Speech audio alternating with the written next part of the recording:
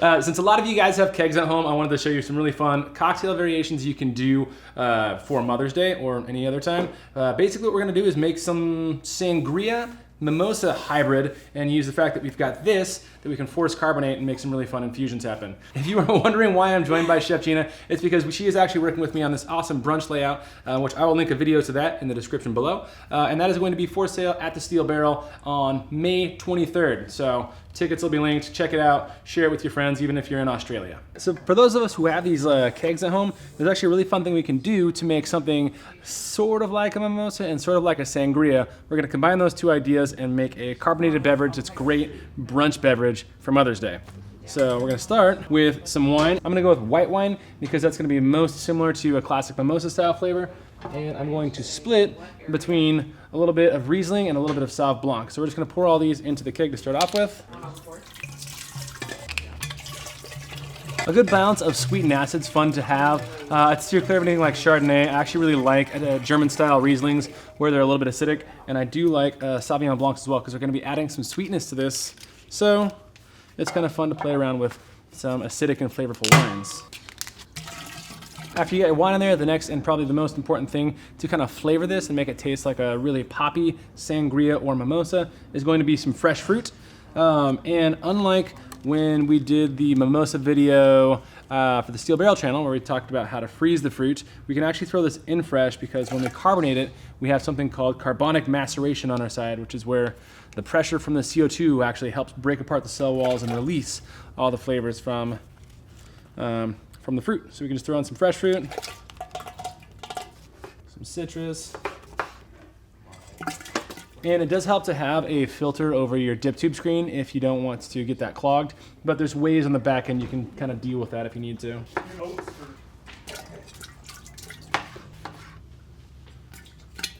We can also throw in some more frozen fruit if we want. Basically, we're making a giant spodie, but with wine instead of alcohol. So whatever fruit you have, go ahead and throw it in. So on top of the fruit infusion with the wine, which makes this kind of a sangria style, another thing that makes a sangria is a little bit of fortification, which comes from sugar and alcohol. We happen to have both of those here if you use some sort of a liqueur. I'm just going to use triple sec because I have a lot of it and it's really, really cheap. But there are a lot of liqueurs that actually go really well in this spot here. And for my 4 bottles of wine, I was aiming for about a half a bottle. All that's next to get this to work for us is we're gonna go ahead and cap this up. We're gonna put it on high pressure, somewhere around 30 to 35 PSI. We're gonna let it chill for about 8 hours. Then it's gonna be ready to serve, and that's how we make this. So we'll check back with you when it's all ready to go. So the cheater method, if you don't want to wait the 8 hours, is as long as this is cold, you can go ahead and what's called shake and bake. You throw that on a high pressure and you just shake it until everything is nice and infused. And it does happen pretty quick. So that's what I've done here. It's been about 5 minutes, and I'm just gonna attach my faucet here. And I should have some nice infused sangria mimosa. So since we didn't put a filter screen on the liquid side dip tube, that's definitely gonna get clogged with all the fruit that we have in there. So what we're going to do, so that I can pour out of this easily, is I'm actually going to switch this up for the gas side by attaching my faucet to the gas. And then as I go to pour, all I have to do is kind of tilt so that the top, hopefully not clogged area is good to go. Yes. Start in the backyard.